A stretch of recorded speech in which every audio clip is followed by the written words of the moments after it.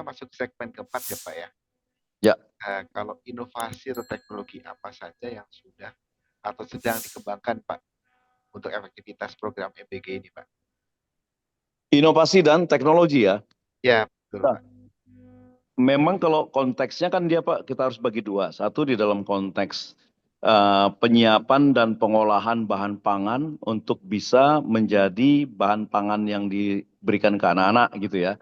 Jadi yang sangat diperlukan itu sekarang ini Pak Hari, kalau menurut saya yang nyambung diskusi tadi dengan Prof. Budi adalah bagaimana kita mengembangkan teknologi untuk mengintensifkan peningkatan produksi bahan pangan kita. Sebenarnya itu. Kalau saya ngelihat ya, kalau cara-cara kita bertani selalu tradisional, sangat jauh ketinggalan sama Jepang. Jepang itu nggak banyak penduduknya, tapi produksinya di atas kita gitu, per kapitanya. Karena apa? Dia mekanisasi pertaniannya, Prof. Waktu saya ke sana tuh, wah gile memang. Satu rumah di Jepang itu bisa dia menghandle lahan pertanian sampai 1-2 hektar. Oh, Satu wow. rumah. Saya ketemu sampai ke rumah desa-desa petaninya saya waktu di Nagasaki. Sementara kalau saya bandingin, saya datang misalnya ke pematang-pematang sawah kita yang di sini, kalau kita jalan ke Karawang aja, bapak-bapak bisa lihat di situ pematang sawah kita itu ya 20 kali 40 gitu kan ya, 20 kali 20. Itu mekanisasinya susah sekali Prof, karena traktornya itu harus naik gulutan, turun guludan, naik gulutan, turun guludan, itu rusak, gampang rusak traktornya. Tidak bisa dikerjakan oleh satu orang untuk luasan yang besar. Jadi kalau saya lihat memang kita perlu belajar juga ya bagaimana merombak sistem pertanian kita kayaknya. Itu satu. Kalau mau mengejar meningkatkan produksi pertaniannya gitu. Karena setahu saya kita produksi gabah kita aja pun produktivitas kita itu 5,5 ton per hektar per tahun. India sudah 7,5 Prof per hektarnya. Jadi kita jauh di bawah, ketinggalan kita. India itu memberikan makan bergizi juga Pak. 100 juta porsi dia. Gitu. Jadi kita itu perlu banget satu inovasi dan peningkatan teknologi mekanisasi pertanian. Itu nomor satu. Yang kedua, kalau dalam konteks memasak, Pak, kalau dalam konteks memasak ini ya, kita itu ada dilema. Kalau kita mau memakai teknologi tinggi seperti di Jepang dalam memasak memang bisa karena banyak juga automation di dalam konteks memasak. Di Jepang saya sudah masuk sampai ke salah satu dapur automated. Dia bisa menghasilkan produksi sampai 10.000 porsi satu hari. Itu yang bekerja hanya 10 orang. Kenapa? Karena semua mesin pakai conveyor belt ngerjainnya. Jadi beras itu tumpah sendiri ke dalam dandang pemasak yang otomatis, sayur itu tumpah sendiri otomatis kayak gitu Pak.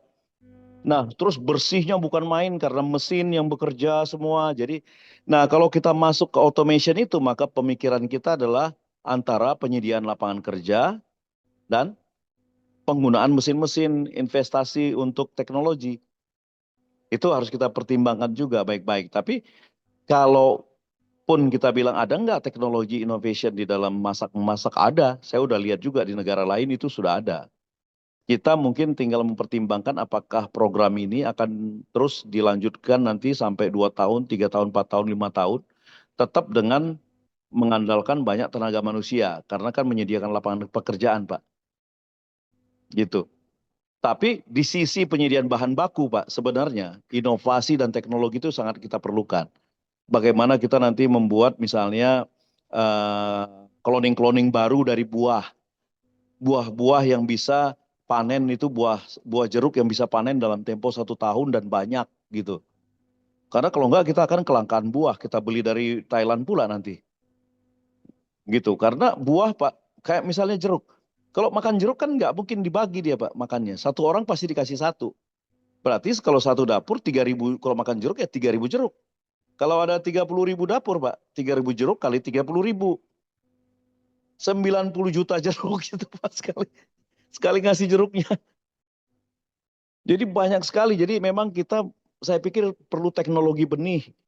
Itulah yang sudah dimulai oleh negara-negara maju itu. Jadi kayak Jepang ya memang sudah ada teknologi benihnya. Teknologi benih, teknologi mekanisasi pertanian mempercepat produksi, harvesting, itu semua kayaknya harus bangkit lagi kita. Kalau menurut saya gitu Pak Ari. Baik, terima kasih Pak. Ini kan Iya. artinya ini belum 1 tahun loh Pak, ya kan? Belum Belum satu satu tahun. tahun ya. Ini, nah, maksudnya Hmm, ini tahun kedua, tahun ketiga ini tantangan semakin besar nih Pak ya. Artinya iya, BGN itu harus memiliki apa ya, strategic direction jangka panjang. Ini ya, BGN sendiri Pak ya, ya. Apa sih Pak yang apa ya, strategi direction jangka panjang, strategi jangka panjang nih Pak. Terutama terkait dengan tadi kan Pak sampaikan ada perubahan pola konsumsi, gizi seimbang ya Pak ya.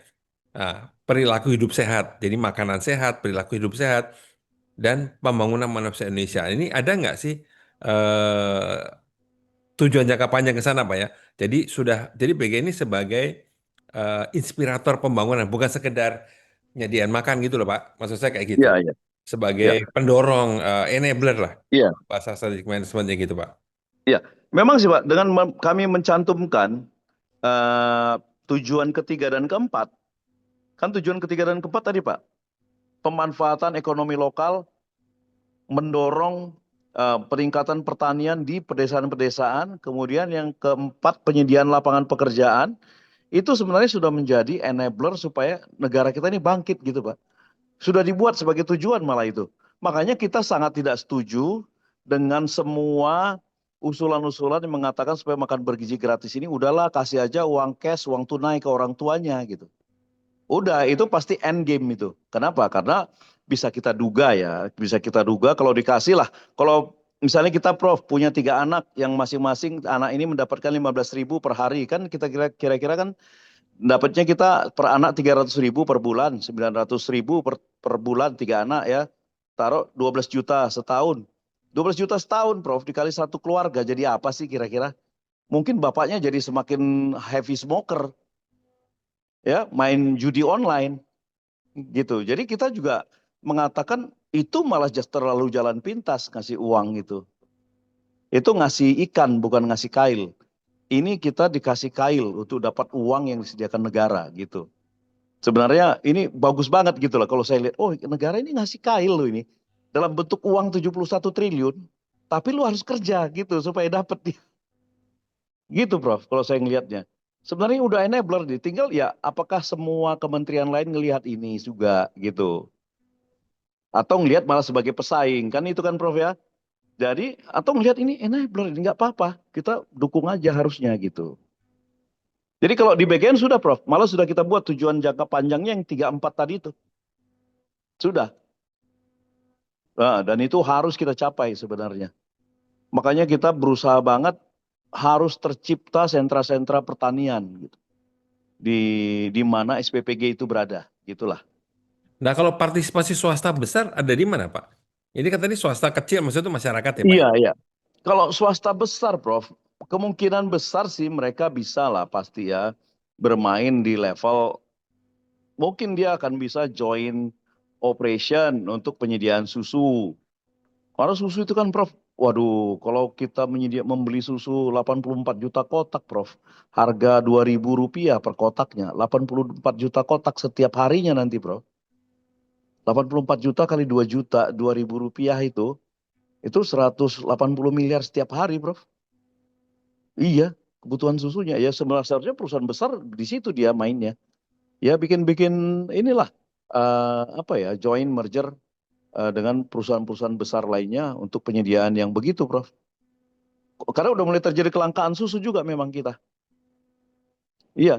Kemudian juga tentu pasti minyak minyak ini ya, tentu kan minyak minyak nabati kita perlu kan minyak goreng.